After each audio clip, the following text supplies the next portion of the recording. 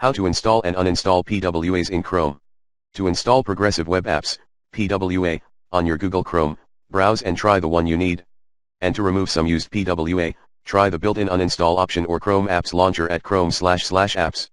For more info, see http://bit.ly/2mejbg6 use Progressive Web Apps.